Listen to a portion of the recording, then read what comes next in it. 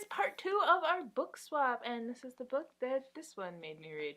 And I don't regret it, because it's the Brothers Cabal, and the Brothers Cabal was so funny, so amazing. Yes. I like how we both gave each other themed books. Here's your Victorian fiction, and this is your your monster horror. That's not really monster horror. That's kind of like Hammer horror and Universal horror. Just take it! Okay, so in this book, which is the continuation of the first 3, actually, there is a lot going on. If you have not read the first 3, I recommend you stop this review right now. Go read them, right now. Because they are amazing. You will not regret it. And come back when this one won't be a spoiler. But if you have read it, or you are just really, really, really curious, this is a review full of spoilers. So this book basically begins where the third one left off. Johannes Cabal is dying out front of his house, only to be rescued by someone and brought back to, normal health. And he's lying there in his bed, and he's just like, oh, I thought you were dead. Because his rescuer was his brother, Horst. Who we have missed for the past 2 books. Sorely, sorely missed. Horst is, we talk about these books a lot. Horst is kind of like this puppy dog vampire who's just really, really happy in a genuine way. Like, it's not like forced happy.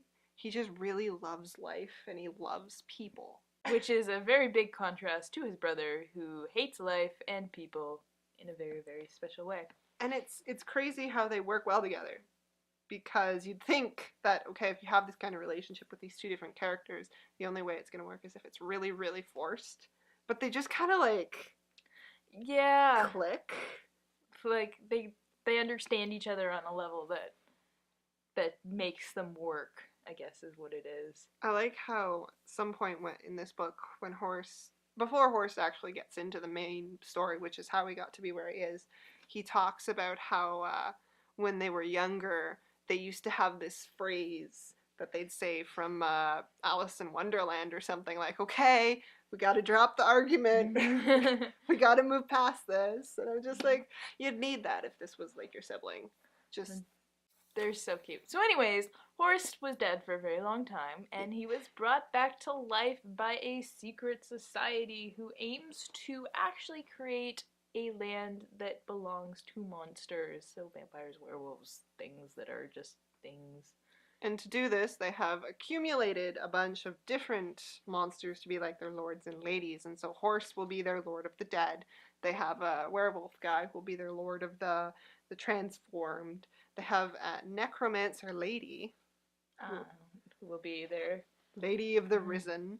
They've got a guy who brings things in from another world. He's their lord of the powers.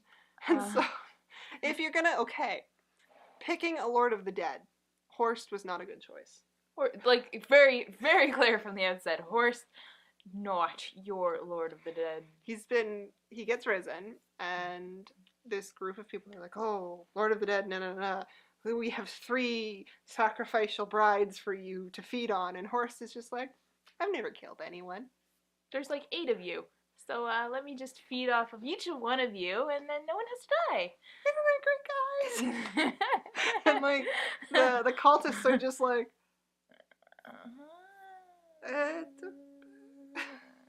okay. So Horst goes to this castle. He meets all the other people in this society. He realizes that he doesn't like the people in this society. He really doesn't like the werewolf. He's a bit of an asshole. He meets his maid, who, as these stories tend to go, she shoots him in both of his lungs, and Horst, of course, falls madly in love with her. She's actually from a secret society that is working to bring down this other secret society. Yes. So Horst is basically caught in the middle of these 2 things. He flees the castle, and his only real option is to join up with this other group. And this book is so, sarcastic and witty. I think one of my favorite lines is they're running away from this horde of zombies that the necromancer has risen, and Horst can run faster than everyone because he's a vampire, but he's running at their pace, to show like team solidarity. I'm just like, I love you so much.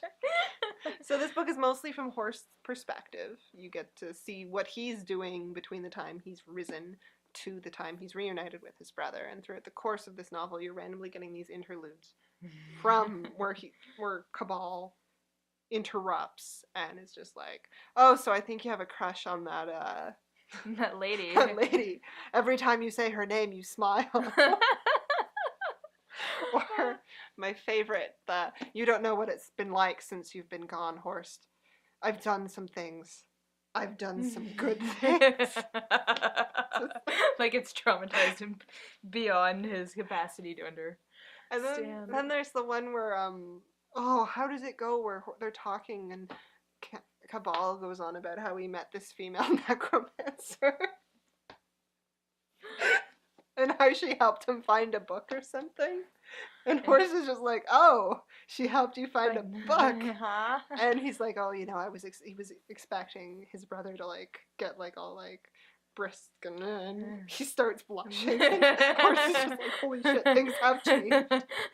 There's something is wrong here. Oh my god. And they just work so well together. They're very well established characters. They're prickly when they need to be prickly. They're funny when they need to be funny. And just the humor that the narrator kind of interjects throughout everything is just amazing. So this book basically builds up to Horst just being like, okay, everything sucks. I need you to fix it.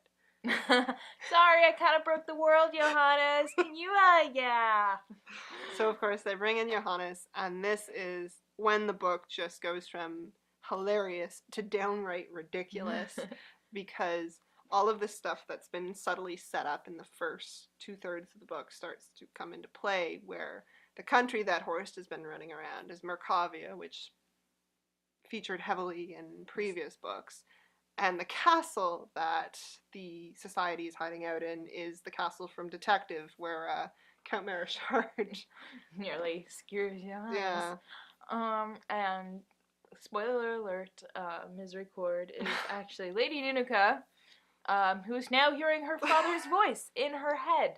So I think we should probably talk about Lady Nunuka. Oh, okay. Because she's introduced in Detective. She's on the airship with everybody, and she is like this attractive 20-something aristocrat heiress kind of deal, Plays that like sex kitten stereotype. Yeah. And the last you saw of her, she was on the sinking airship, refusing to go with the group because she didn't want to leave her father's dead body. Now she was pretty crazy before, but now she's actually hearing her father's voice in her head. Is it like some kind of necromantic thing, or is she just nuts? I don't know. She at one point in like the afterword is just like, yeah, no, it doesn't make sense that I can hear his voice, so yeah, I'm probably crazy. Whoa. And I mean, when you first encountered her, she didn't play up the smart at all. And at first I thought, oh, it's because she's like this one-sided stereotypical character. She may be smarter than I gave her credit for from the very beginning. Than anyone gave her credit for. Not just Y-shaped coffin. Because she's that lady, guys. Woohoo! But I like how she tries to seduce Horst. Horst says none of it. Okay, so this book was a lot of fun. And we definitely recommend that you guys pick it up. And it's definitely, like, got me a little concerned about the next book, because I feel like this is it. This is it.